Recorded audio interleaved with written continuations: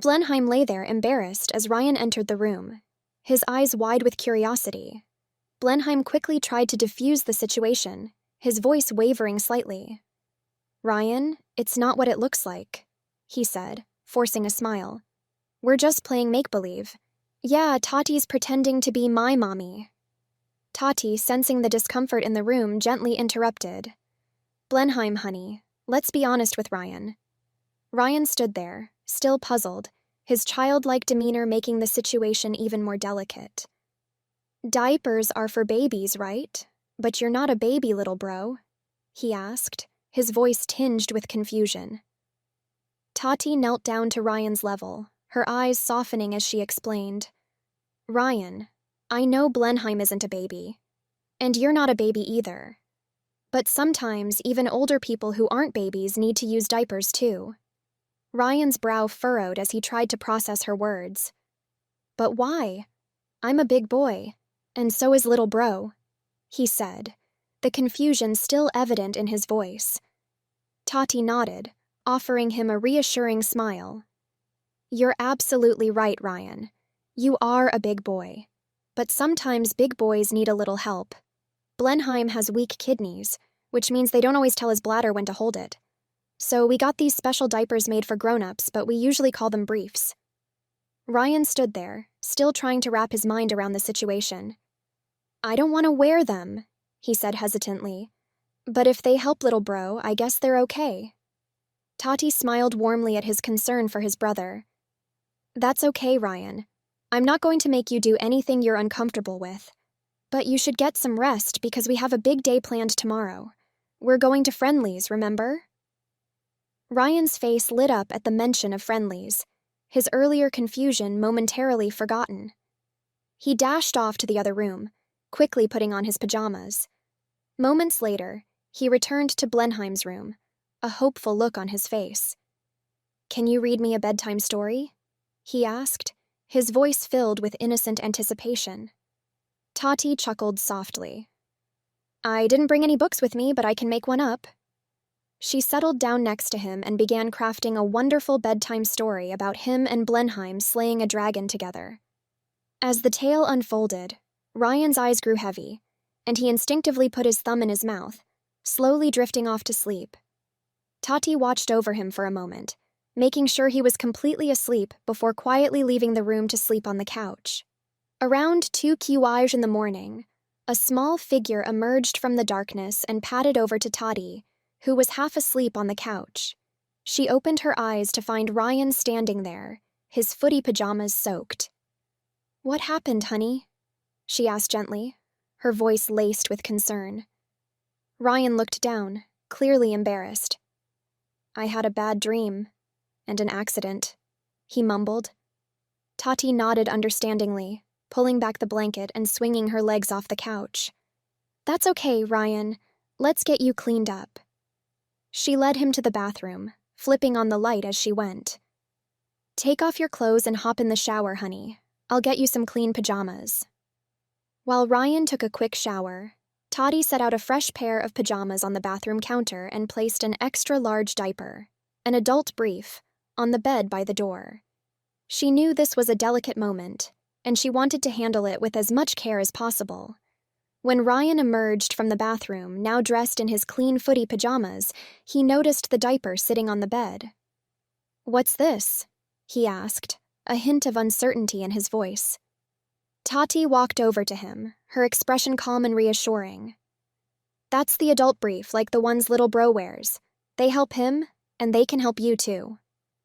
She gently took his hand and led him to the bed. "Do you want to try this on?" she asked softly. Ryan hesitated, his mind racing. "I don't know," he murmured, glancing between Tati and the diaper. Tati knelt down beside him, her tone gentle but encouraging. "These are only for big boys. You're a big boy, right?"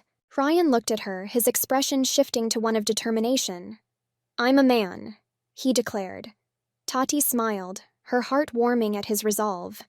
"You're a big, strong man who likes to be dry at night, don't you?" Ryan nodded, feeling a bit more confident. Tati carefully unzipped the back of his onesie, helping him step out of it. She then opened the diaper, her movements slow and deliberate.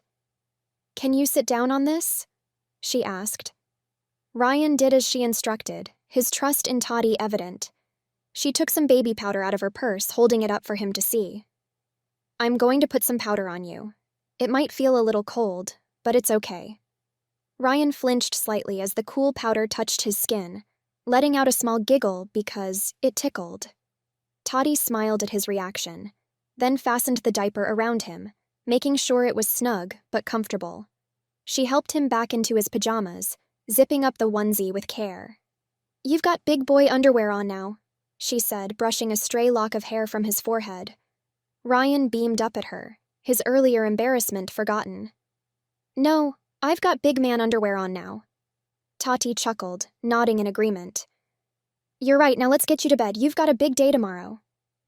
She tucked him in, turning off the light and watching as Ryan quickly fell asleep, his breathing deep and even. The next morning, the trio, Tati, Ryan, and Blenheim, found themselves sitting around a diner table eating breakfast. Ryan was picking at his food, his mind clearly elsewhere. Blenheim noticed and leaned over slightly. "Don't eat too much, Ryan. We're going to Friendly's tonight." Tati chimed in. "What do you think of that, Ryan?"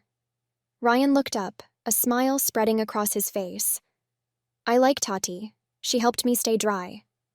Blenheim looked puzzled, his brow furrowing. "What do you mean?" he asked, sensing there was more to the story. Ryan, proud of his newfound independence, replied, "She showed me how to wear big man underwear like you." Blenheim's expression changed as realization dawned on him. "Tati, did you make him wear a diaper?" he asked, his voice tight with tension. Tati quickly shook her head, her voice calm but firm. No, Blenheim. I gave him the option. I didn't make him do anything." But Blenheim, not fully convinced, snapped, "I told you he didn't have to if he didn't want to. Don't you understand?"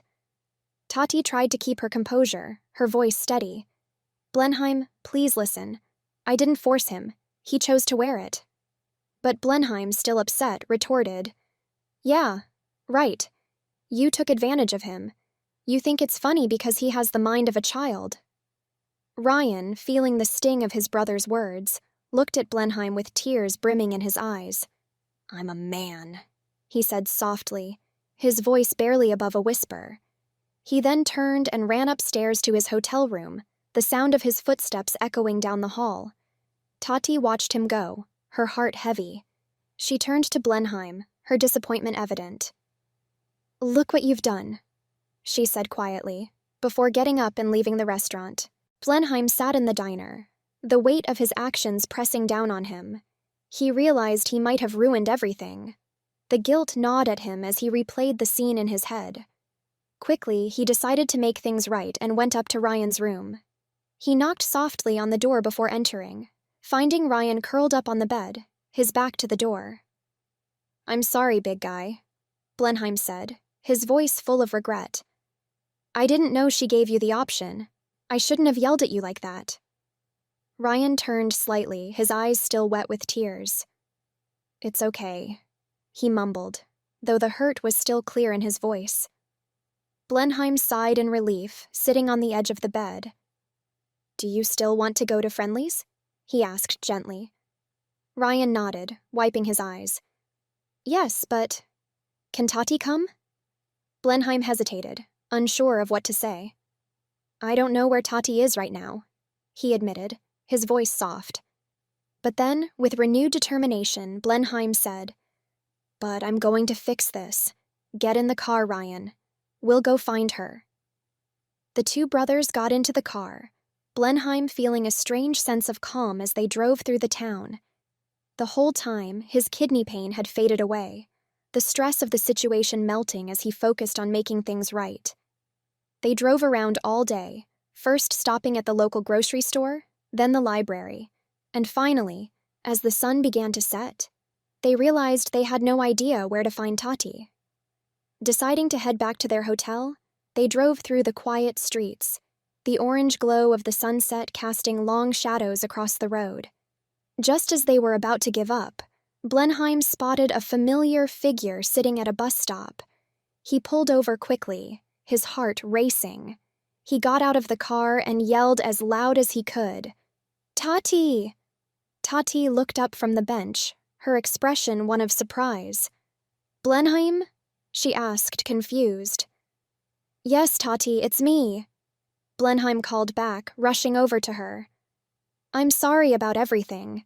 You were right, and I've realized my kidney isn't hurting anymore. I guess this is exactly what I needed. A break from everything." He reached out and hugged her tightly, feeling the weight of his earlier anger lift from his shoulders. Tati hugged him back, her voice soft and filled with relief. "I'm sorry, too. I should have explained myself better." But Blenheim shook his head. "No, it was all on me." She smiled gently, pulling back to look at him. "Let's go get some dinner." They got into the car together, the tension from earlier completely gone. They drove to Friendly's where they enjoyed a delicious dinner, followed by sundaes, the perfect ending to a day that had started off rocky but ended in reconciliation. Thank you for tuning in to this edition of Mommy Sarah's Story Time. If you enjoyed the stories, please support the channel by liking and subscribing. Remember, my channel is not monetized, and I write most of the content myself. On occasions when I don't, it's sourced through emails from trusted contacts. Please feel free to like, share, and subscribe. If you're able to, consider making a donation to support our channel. Your support means a lot. Thank you so much for watching, and I look forward to sharing more stories with you.